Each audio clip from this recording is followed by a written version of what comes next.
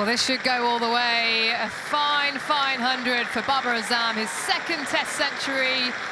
And it means so much. He's been battling hard out in the middle, his team in all sorts of trouble. Ricky, you told us in the lead up to the series that you're excited to see Babar Azam play. Did he deliver on what you were hoping today?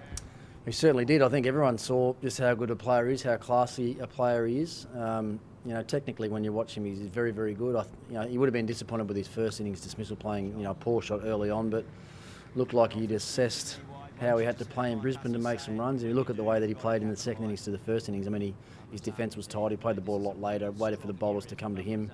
And then we saw how strong he is off both front and back foot. So, look, he's a classy player. And I think the fact that he's done that today should be a really good learning curve for him for future overseas tours, not just the rest of this series, but going somewhere like South Africa or even England, places like that, where he's going to have conditions similar to Brisbane. Then if he plays with a sort of blueprint from today's innings, then I think he can have success all around the world. 20 tests into his career, sort of that point where guys seem to start establishing themselves. I think you were probably averaging similar to him now around that mark in your career, and then things started to take off a little bit more. Is that how you see it?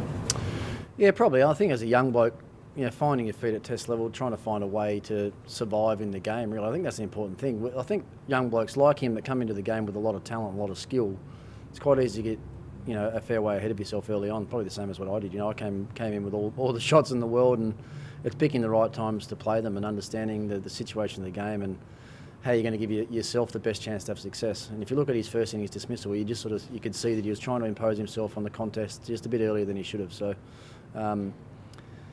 but if he just keeps learning and thinking about what he did today, I think that's the important thing. When you have success, you got to look back and think about why you had the success and break it down. And what was I thinking at a certain time? What did I do early in my innings? What did I do defensively? What did I do when I attacked? And make sure you can just keep doing that time after time.